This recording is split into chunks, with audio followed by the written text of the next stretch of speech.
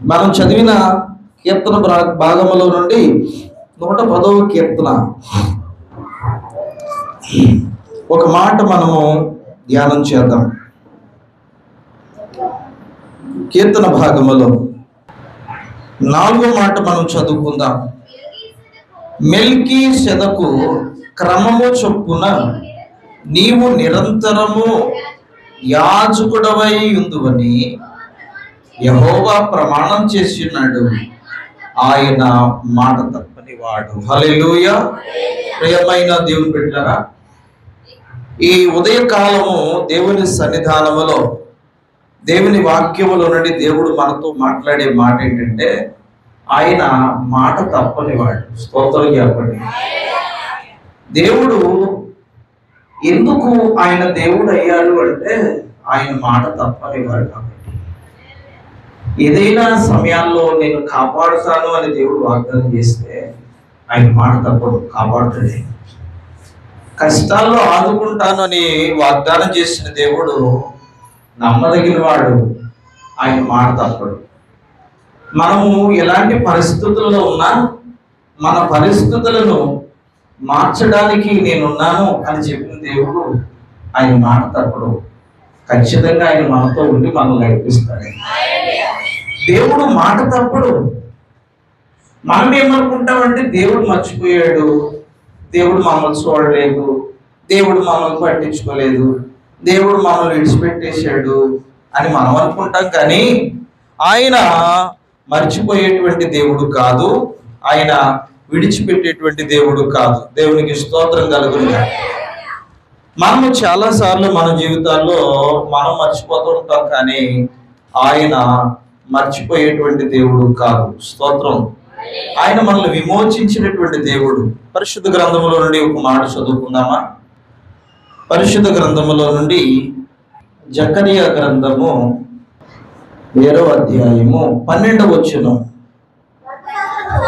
ధర్మశాస్త్రమును పూర్వీకులైన ప్రవక్తల ద్వారా సైన్యములకు అధిపతియగు యెహోవా తన ఆత్మ ప్రేరేపణ చేత తెలియజేసిన మాటలను తాము వినకుండునట్లు హృదయములను కురివిందము వలె కఠినపరచుకొనిరి గనుక సైన్యములకు అధిపతి యెహోవా యుద్ధ నుండి మహోగ్రత వారి మీదకి వచ్చాను.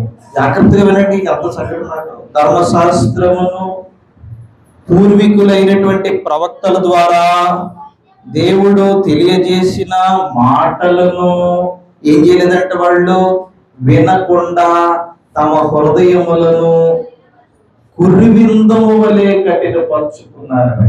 అంటే దేవుని మాటలను, దేవుని వాక్యములను, దైవుడు జనుడు చెప్పేటువంటి మాటల ఎడల వారు విశ్వాసం ఉంచకుండా వారి హృదయములను ఏం చేసుకున్నారంట?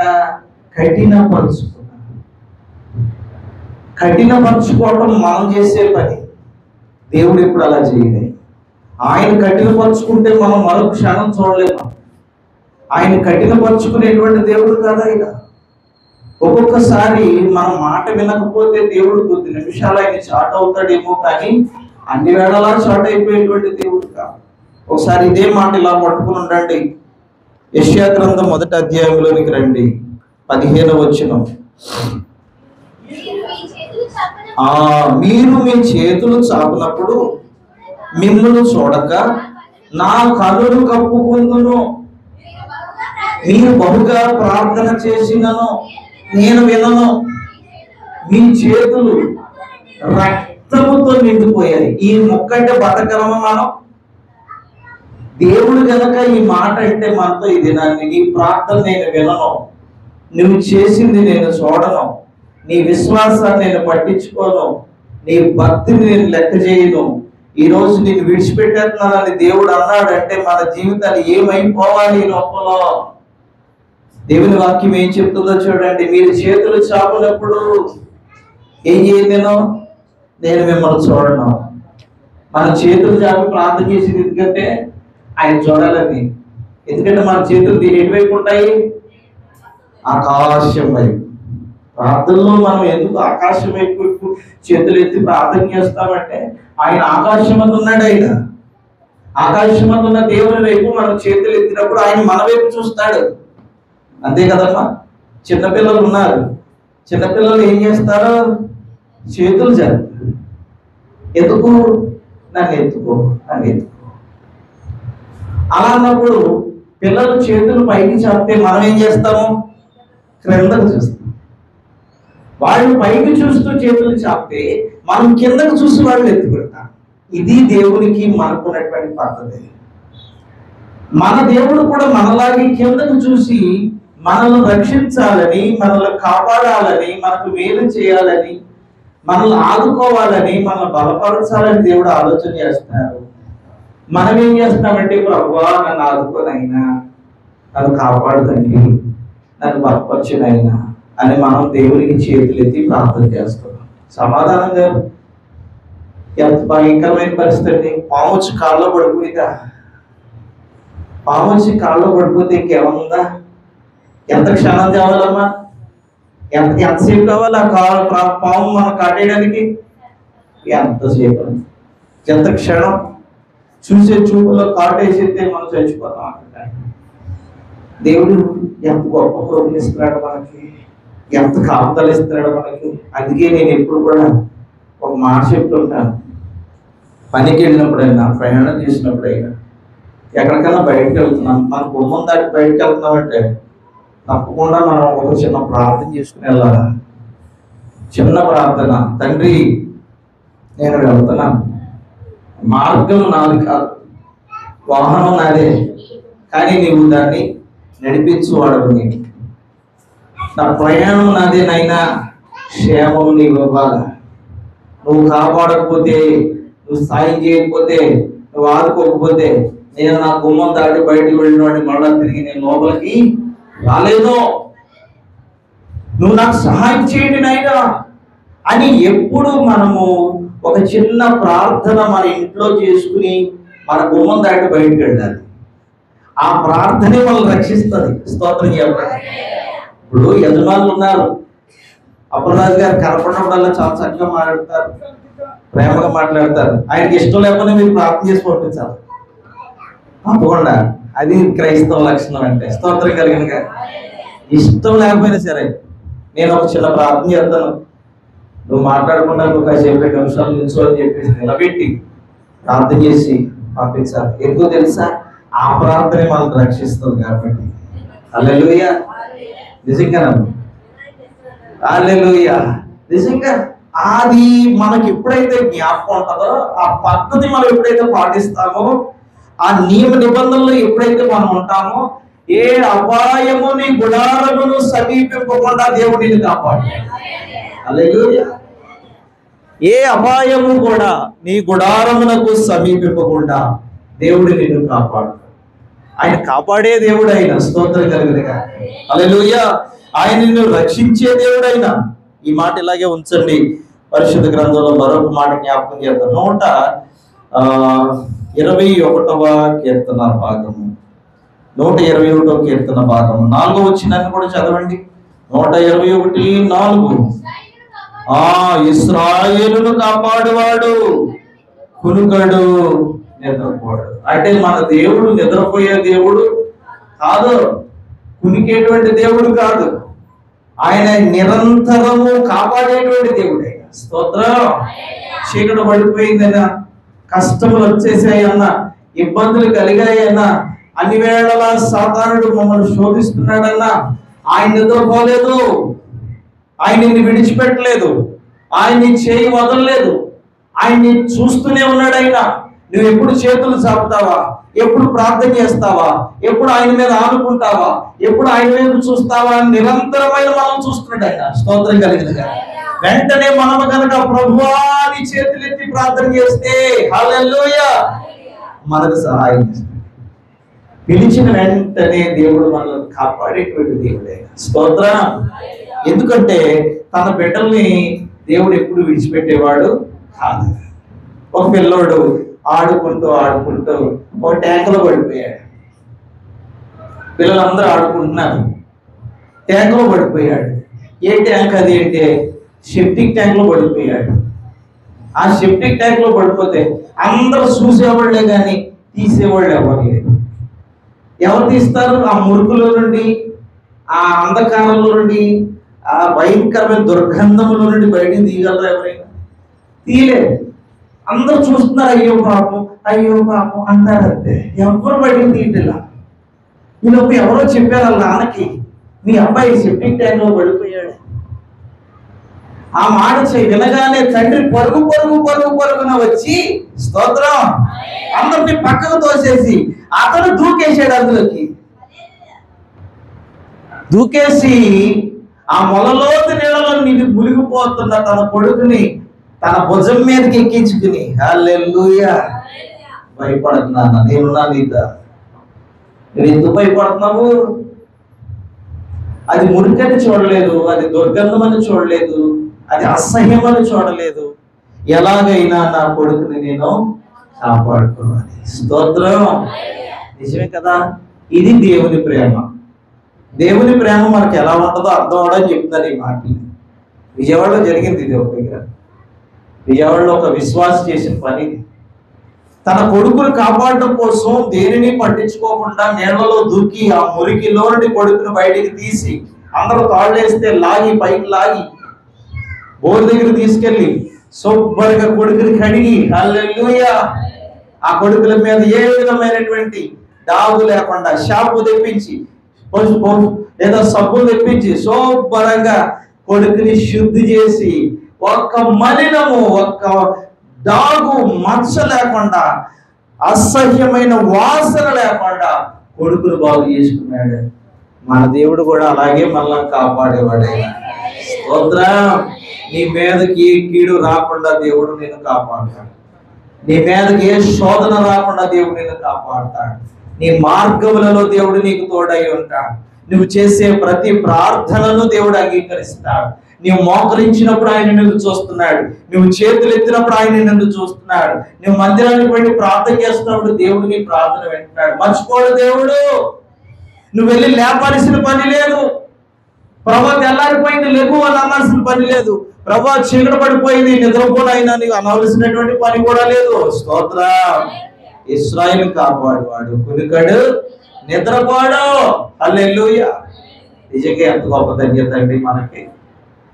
అందుకే కొన్నిసార్లు దేవుడు కనుక ఈ మాట అన్నాడంటే మన జీవితాలు ఏమైపోతాయి?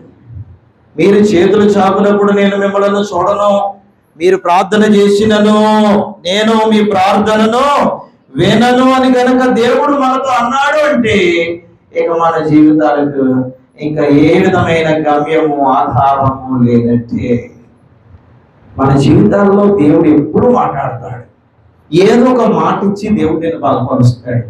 ఆదివారం నాడు ఎందుకు వచ్చామో తెలుసా? దేవుడు ఏదో ఒక మాట ఇస్తాడు మనకి. స్తోత్రం కలగదుగా. ఏదో ఒక మాట ద్వారా దేవుడు మాతో మాట్లాడతాడు. ఈ మాట నేను ఇస్తున్నాను ఈ వారం అంతా. ఈ మాట మీద నువ్వు ఆధారపడు. ఈ మాట మీద నువ్వు ఆనుకో. ఈ మాట నిన్ను బలపరుస్తుంది. ఈ వారం అంతటికి సరిపోయినటువంటి రీఛార్జ్ నేను చేస్తున్నాను. స్తోత్రం కలుగునుగాక. హల్లెలూయా. ఈ వారానికి అంతటికి సరిపడిన ధైర్యము నీకు ఇస్తున్నాను. ఈ వారానికి సరిపడిన విశ్వాసం నీకు ఇస్తున్నాను. ఈ వారానికి సరిపడినటువంటి బలాన్ని, ఆరోగ్యాన్ని నేను నీకు ఇస్తున్నాను. భయపడకమ్మా బాబు, భయపడకు. నేనున్నాను నీకు సహాయం చేయడానికి. నీవు నా దగ్గరకు వచ్చినప్పుడు, నీవు నాకు ప్రార్థన చేసినప్పుడు, నీవు చేతులు ఎత్తినప్పుడు నేను తప్పకుండా నేను పట్టించుకుంటాను. స్తోత్రం. హల్లెలూయా. ఎందుకు దేవుడు మన ప్రార్థన వినడం? ఎందుకు మనం దేవుడు చూడడం అంటే దేవుని వాక్యం ఏమన్నది రాయబడి తెలుసా? మీ చేతులు రక్తముతో నిండిపోయాయి అని. దేంతో నిండిపోయాయంట అంటే మనం చేసే దుష్క్రియలు, మనం చేసే పాపము, మనం ఆడే అబద్ధాలు, మనం చేసే మోసాలు, మనం చేసేటువంటి దేవునికి ఇష్టం కాని క్రియలు, దేవుని భక్తులు అని చెప్పుకుంటూ మనం కొన్నిసార్లు దేవుని వ్యతిరేకంగా నడుస్తూ ఉంటారు. అవన్నీ దేవునికి ఇష్టం కాదు. వాటన్నిటిని మనం విడిచిపెట్టాలి. వాటన్నిటిని విడిచిపెట్టి ప్రభు మీద మనం ఆనుకోవాలి. స్తోత్రం. అప్పుడు దేవుడు మనకు సహాయం చేస్తాడు. అదే మన చేతులు రక్తంతో ఉండకూడదు. మన చేతులు రక్తం అంటే అర్థం ఏంటో తెలుసా? ఎదుటి వ్యక్తిని చంపడం, ఎదుటి వ్యక్తిని బాధించడం, లేదా మన ఎదుటి వ్యక్తికి అన్యాయం చేయటం, ఈ దుష్క్రియలు చేయటం, ఇవన్నీ దేవునికి ఎంత మాత్రము ఇష్టం లేదు. అందుకే దేవుడు మనల్ని హెచ్చరిక చేస్తున్నాడు. నా మాటలు నీకు వినబడుతున్నాయి, నా మాటలు నేను నీకు వినిపిస్తున్నాను. ధర్మశాస్త్రములో నుండి పూర్వీకులు పలికినటువంటి ప్రవక్తల ద్వారా నేను మీకు చెప్పిన ప్రతి మాటలను మీరు వినకుండా మీ హృదయములను ఏం చేసుకున్నారు? నాకు వద్దు ఈ మాటలు. కొన్నిసార్లు మనం హృదయపూర్వకంగా దేవుని మాటలు వినాం, హృదయపూర్వకంగా దేవుని మాటలు వినం మనం. అయ్యో దేవుడు ఈరోజు నాతో మాట్లాడుతున్నాడనే భయం మన జీవితాల్లో ఉండదు. ఈరోజు దేవుని స్వరము నాకు వినబడుతుంది, ఆ స్వరము మాట చేత నేను బలపరచబడుతున్నాను, ప్రభు నాతో స్వయంగా మాట్లాడుతున్నాడు అనేటువంటి ఆలోచన లేని వారమై మనం వింటూ ఉంటాం. మనం దాన్ని ఏమంటారు చెప్తున్నారో తెలుసా? హృదయములను కఠినపరచుకోవడం. ఎలా కఠినపరచుకోవటం? చదవండి అక్కడ. ఎలా కఠినపరచుకోవడం అంట? కురివిందము వలె. అది అండర్లైన్ చేయండి. కురివిందము వలె. కురివిందం అంటే ఏంటి? అర్థం ఏంటి? కురివిందం అంటే అర్థం తెలుసా అంటే ఎవరికైనా? కురివిందం అంటే అర్థం ఏంటో తెలుసా? గ్రానైట్. గ్రానైట్ తెలుసమ్మా? గ్రానైట్ రాయి. అది అండర్లైన్ చేసుకుని అక్కడ గ్రానైట్ రాయి అని రాసుకోండి. కురివిందం అంటే అర్థం ఏంటో తెలుసా? గ్రానైట్ రాయి ఎంత గట్టి ఉంటుందండి? ఎంత గట్టి ఉంటుంది. ఒక గ్రానైట్ రాయి ఎంత కాస్ట్ తెలుసా? మన ఇళ్లలో గ్రానైట్ వేసుకోవాలంటే చాలా కష్టం. టైల్స్ వేరు, గ్రానైట్ వేరు. టైల్స్ ఉన్న రేట్ వేరు, గ్రానైట్ ఉన్నటువంటి రేట్ వేరు. టైల్స్ ఎంతకాలం మనము వాడినప్పటికీ వాడిన తర్వాత టైల్స్ ఏమైపోతాయంటే దాని మీద ఉన్న డిజైన్ పోతా ఉంటుంది, అరిగిపోతుంది, ఒక్కొక్కసారి పగిలిపోతుంది. గ్రానైట్ అలా కాదు. జీవితకాలము దాన్ని తోమే కొలది, దాన్ని పాలిష్ చేసే కొలది, మా పెట్టే కొలది, కడిగే కొలది, అది దినదినము ఏమవుతుందో తెలుసా? మెరుస్తూ ఉంటది. అది గ్రానైట్ స్పెషాలిటీ. గ్రానైట్ అరిగిపోయేది కాదు. కఠినమైన రాళ్లలో గ్రానైట్ ఒకటి. మన హృదయాలు కూడా మనం ఎలా చేసేసుకుంటున్నామంట? గ్రానైట్ లా చేసేసుకుంటున్నాం.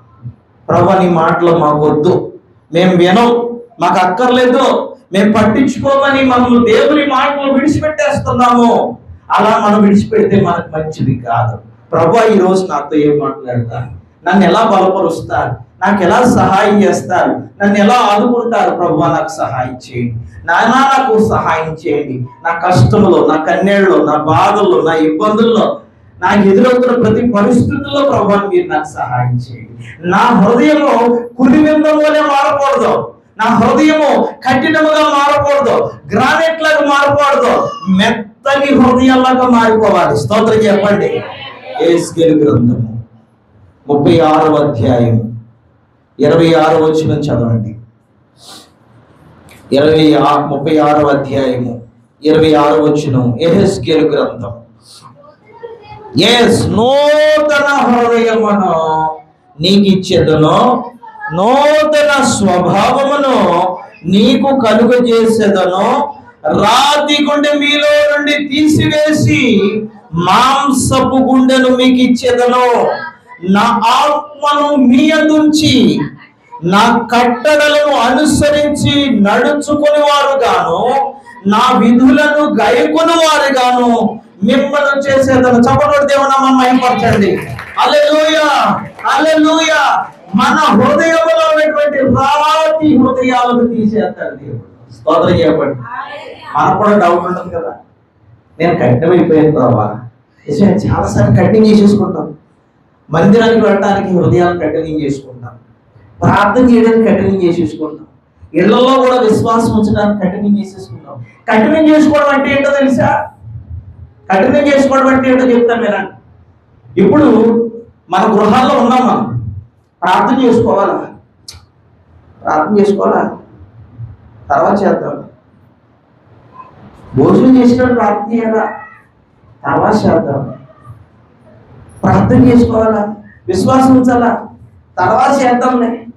ఆదివారం వేళ మందిరానికి వెళ్ళాలా? తర్వాత వెళ్దాంలే. ఇలాగా తర్వాత తర్వాత తర్వాత తర్వాత అంటాం. చూసారా? దేవుని పని ఎప్పుడు చేయాలో అప్పుడే చేయాలి. దేవుడు ఎప్పుడు అవకాశం ఇస్తున్నాడో అప్పుడే మనం అవకాశం ఇవ్వాలి. కానీ మనం ఏం చేస్తా ఉంటాము? తర్వాత తర్వాత తర్వాత తర్వాత.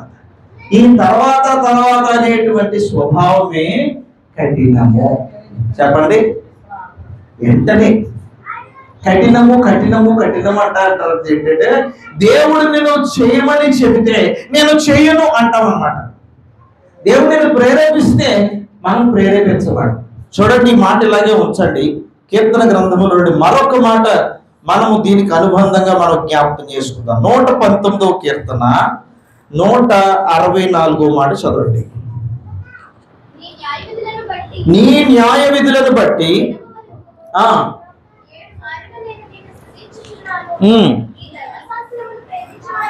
నీ ధర్మశాస్త్రమును ప్రేమించు వారికి ఎంతో నెమ్మది కలుగుతుంది. స్తోత్రం చెప్పండి. దేన్ని ప్రేమించే వారికి నెమ్మది కలుగుతుంది చెప్పాలి. ధర్మశాస్త్రం అంటే ఏంటి? ఇదిగో దేవుని వాక్యం. స్తోత్రం చెప్పండి. దేవుని మాటలను ప్రేమించే వారికి ఏం కలుగుతుందంట? నెమ్మది కలుగుతుంది. స్తోత్రం చెప్పండి. భక్తుడైన దావీదు కీర్తన రాస్తూ, నీ న్యాయ విధులను బట్టి దినమునకు నేను ఎన్నిసార్లు దేవుని స్తుతిస్తున్నాను చెప్పాలి? 7 మార్లు. ఎన్నిసార్లు? మనం అందరం 7 మార్లు దేవుని స్తుతిస్తున్నామా చెప్పండి? స్తుతించట్లేదు. ఎంత నీరసంగా చెప్తున్నారు. స్తుతించట్లేదు. ఈ ఎంతమంది స్తుతించలేము, అంతే, మన వల్ల కాదు, స్తుతించలేము. చాలా ఎంత అనుకుంటున్నాము మనం. చూద్దాం ఒకసారి. స్తోత్రం చెప్పండి. మనము కూడా 7 మార్లు స్తుతించవచ్చు. నమ్మిన వారు స్తోత్రం చెప్పాలి. మనము కూడా దినమునకు 7 మార్లు దేవునికి స్తుతి చెల్లించవచ్చు. మొదట ఎప్పుడు? ఉదయకాలం మనం లేచిన వెంటనే ఒక చిన్న ప్రార్థన. తండ్రి, రాత్రి అంతా మీరు మమ్మలను కళలో దర్శనములు మాతో మాట్లాడారు. తండ్రి, నుంచి దర్శనాలు ఇచ్చారు. రాత్రి పీడకలు వచ్చింది, అయినా పర్లేదు నైనా, తెల్లవారికి మాకు మేలు చేస్తాను, మమ్మల్ని ఆదుకుంటా, మమ్మల్ని బాధపరుస్తా. మేమేం భయపడతలేదు నాయన, నీ మీద మేము ఆదుకున్నాం. ఈ వారం కూడా మాకు తోడుగా ఉండండి. ఈ రోజంతా మేము పనికి వెళ్తున్నాం, మా ప్రయాణాల్లోని మాకు తోడుగా ఉండండి. చిన్న ప్రార్థన. ఎప్పుడు మాట్లాడాలి? లేచిన వెంటనే ఒకటి. తర్వాత మనం ఏం చేస్తాము? టిఫిన్ చేస్తాం. టిఫిన్ చేసినప్పుడు దగ్గరికి వచ్చిన తర్వాత లవకులమ్మ తినేకుండా మొదట మనం ఏం చేయాలి? ప్రార్థన చేయాలి. రెండవది, ప్రభువా అల్పాహారం ఇచ్చావు నాయన, నీకు స్తోత్రం, మీకు వందనాలు అని ప్రార్థన చేయండి. తర్వాత మూడవది ఏంటి? పనికి పోయేటప్పుడు, పనికి పోతున్నాం మనం, ప్రభువా ఇదిగో మళ్ళీ మీకు కష్టపడడానికి వెళ్తున్నాం, సహాయం చేయండి ప్రభువా. ఏ పురుగు పుట్ట, ఏ దెబ్బ మా జీవితంలో కలగకుండా, ఎటువంటి శోధన, కీడు, ఆపద కలగకుండా మాకు సహాయం చేయండి. 3 సార్లు అయిపోయినాయా చెప్పండి? అయిపోయిందా? అయిపోయింది. 3 సార్లు అయిపోయింది. మధ్యాహ్నం అంతా పని చేస్తాం, మధ్యాహ్నానికి భోజనాన్ని కూర్చున్నాం. భోజనానికి ముందు కూడా ఏం చేయాలి? ప్రభువా నీకు వందనాలు అయినా, ఎంతవరకు కష్టపడ్డా, నీకు స్తోత్రం, ఆకలిస్తుంది, భోజనం చేస్తున్నానని ఆహారాన్ని పరిశుభ్రపరచండి. 4 అయిపోయింది. మళ్ళీ ఇంటికి వచ్చేసాం. సాయంత్రం ఇంటికి వచ్చేసిన వెంటనే వెళ్ళిపోయిన వెంటనే టీవీ మీద పడిపోకుండా ఒక్క నిమిషం ఆగి, ప్రభువా పగటి కాలం అంతా మమ్మల్ని మీరు క్షేమంగా నడిపించారయ్యా, మీకు వందనాలు, స్తోత్రం. గడప దాటి బయటకు వెళ్ళాం, మళ్ళా క్షేమంగా ఇంటికి వచ్చాం, మీకు వందనాలు. ఎన్ని అయ్యాయి? 5 అయిపోయినా. రాత్రి భోజనం కూడా ఒక అక్క ముక్క దొరికితే ఇంకా ప్రార్థన చేద్దాం. ఏ పప్పుసారు ఉప్పుసారు లేదా చేప దొరుకుతారు, స్తోత్రం నాయన, ఇదేనా నాయన ఈ రోజుకి మాకు అన్నట్టుగా ప్రార్థన చేస్తాం. ఏమన్నా కక్క ముక్క దొరికితే ఆయనకి చెయ్యి వెళ్ళిపోతా ఉంటుంది కబురు. అలా చేయకూడదు. భోజన సమయంలో కూడా మనం ప్రార్థన చేయాలి. 6 అయిపోయిందా? రాత్రి ఇప్పుడు పడుకునే ముందు కూడా మనం ఏం చేయాలి? ఒక చిన్న ప్రార్థన. ప్రభువా నీకు వందనాలు తండ్రి, పొద్దున్న రకరకాలైనటువంటి పనిపాట్లలో మాకు ఎంతో సహాయం చేసి నడిపించారు. ఈ రాత్రి మళ్ళీ నిద్రపోతున్నాం, మంచి నిద్ర దయచేదైనా, ఆరోగ్యం దయచేదండి. మళ్ళా తెల్లవారికి మళ్ళీ మేము లేచి మా పనులు మేము చేసుకోవడానికి సహాయం చేయండి. ఎన్నైపోయి ఇప్పుడు గట్టిగా స్తోత్రం చెప్పండి. మరి ఈ 7 చేసి కూడా మన చేతిలో ఉన్నాయనా లేకపోతే ఇంకెక్కడి నుంచి తీసుకురావాలా? మరి 7 సార్లు నేను దేవునికి మొరపెడుతున్నాను దావీదు అంటున్నాడు కదా, మనం ఎందుకు చేయకపోవాలా? ఒక మహారాజు అయ్యుండి సింహాసనం మీద కూర్చున్నవాడు అయ్యుండి దినములకు 7 మార్లు దేవుడు స్తుతిస్తున్నాడు. ఎలాగా బాబాయ్ అంటున్నాం మనం. మరి మనం చేసే పనులు మనం స్తుతించట్లేదండి. ఉదయకాలం లేచి దగ్గర నుంచి రాత్రి పండుకునేంత వరకు 7 సార్లు కౌంట్ అవుతుంది మనకి. ఎంతమంది చేస్తారు? చేతులు ఎత్తారు. 1 2 అవే లేదా? చాలా కష్టం. దేవుడి స్తోత్రం కలుగుతుంది. ఎంత సులువుగా చెప్పారమ్మా. వదిలేసారండి, భోజనం చేస్తారండి, బయటికి వెళ్తారండి, మధ్యాహ్నం భోజనం, తర్వాత తిరిగి వచ్చిన తర్వాత మళ్ళా రాత్రికి భోజనం, మళ్ళా పడుకునే ముందు 7 సార్లు అయిపోయినాయి కదా. అబ్బా, మళ్ళా ఇంకెవరు స్థుతిస్తారండి? దావీదు తర్వాత ఈ 7 సార్లు మనం చేస్తే మనం దేవుని స్తుతించినట్టు, దేవునికి సమీపంగా ఉన్నట్టు, దేవుని మాట విన్నట్టు. అలాంటప్పుడు మన హృదయాలు ఎప్పటికీ కఠినం కావు.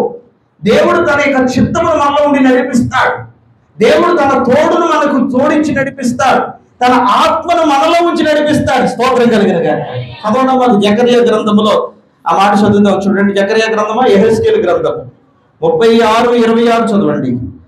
నూతన హృదయమును మీకు ఇచ్చేదను, నూతన స్వభావమును. ఏం కావాలి మనకి? నూతన హృదయం కావాలి, నూతన స్వభావము కావాలి. ఈ రోజున స్వభావం రేపటి ఉండకూడదు. ఈరోజు స్వభావం మన జీవితంలో కఠినమైనప్పటికీ మరుసటికి మన హృదయములో ఆ కఠిన స్వభావము పోవాలి, రాతి హృదయాలు పోవాలి. దేవుని వాక్యం చెప్తుంది. దేవుడే చెప్పిన మాట ఏంటంటే, రాతి గుండె మీలో నుండి తీసివేసి మాంసపు గుండెను నేను మీకు ఇచ్చేదను. రాతి గుండె మీలో ఉండదుక, నేను మీకు మాంసపు గుండెను ఇస్తాను. అంతేకాదు నా ఆత్మను మీలో ఉంచుతాను. హల్లెలూయా. నా ఆత్మను మీలో ఉంచుతాను. నా కట్టడలను అనుసరించు వారిగాను, నా విధులను గైకొని వారిగాను మిమ్మల్ని చేస్తాను. హల్లెలూయా. ఒక్క మాటలో ఉంటే నా మాటలు వినేవారిగా మిమ్మల్ని చేస్తాను. ఇప్పుడు మనం కూడా దేవుని సహాయం కోరుకోవాలి. ప్రభువా, నీ మాటలను మీరు వినాలి, మీకు లోబడాలి, మీ ఆజ్ఞల్లో మేము నడుచుకోవాలి. నీ ఆత్మను మాలో ఉంచి నడిపించండి. స్తోత్రం కలుగును గాక. ఎందుకంటే దేవుడు మాట తప్పడు, మాట తప్పే దేవుడు కాదైనా. దేవుడు మనకు ఏదైనా వాగ్దానం చేస్తే ఆ వాగ్దానాన్ని మన జీవితంలో నెరవేర్చగలిగిన సమర్థుడు, శక్తిమంతుడు. సంఖ్యాకాండం 23వ అధ్యాయం 19వ వచనం. 23:19. దేవుడు అబద్ధమాడుటకు ఆయన మానవుడు కాదు, పశ్చాత్తాపపడుటకు ఆయన నరపుత్రుడు కాదు. ఆయన చెప్పి చేయకుండా, ఆయన మాట ఇచ్చి స్థాపింపకుండా. స్తోత్రం చెప్పాలి అందరూ. స్తోత్రం చెప్పండి. హల్లెలూయా. మాట ఇచ్చి అద్భుతం. స్థాపింపకుంటాడు ఆయన, చెప్పి చేయగలడు. నిన్ను కాపాడుతానంటే తప్పకుండా ఆయన కాపాడు. నిన్ను ఆదుకుంటానంటే తప్పకుండా దేవుడు ఆదుకుంటాడు. నిన్ను బలపరుస్తానంటే తప్పకుండా దేవుడు మనం బలపరుస్తాడు. విశ్వాసం ఉండాలి, మనలో నమ్మకం ఉండాలి, మనలో దేవుని ఎడల విధేయత ఉండాలి, మనం దేవునికి సంపూర్ణంగా మనం లోబడాలి, ఆయన ఆజ్ఞకు విధేయులం అవ్వాలి. స్తోత్రం జరుగుతుంది. అప్పుడు మన కుటుంబాలకి నెమ్మది, మన కుటుంబాలకు ఆశీర్వాదం. దేవుని వాక్యం నుండి చివరిగా ఒక మాట చెప్పి నేను ప్రార్థన చేస్తాను. పరిశుద్ధ గ్రంథంలో మత్తయి సువార్తలో ఒక చక్కటి మాట. యేసు ప్రభు వారి దగ్గరికి ఒక వ్యక్తి వచ్చాడు. ఆ వ్యక్తి ఎవరంటే ఒక శతాధిపతి. 8వ అధ్యాయం 8వ వచనం మత్తయి సువార్త. ఆ శతాధిపతి, ప్రభువా, నీవు నా ఇంటిలోనికి వచ్చుటకు నేను పాత్రుడను కాను, నీవు మాట మాత్రము సెలవిమ్ము. స్తోత్రం.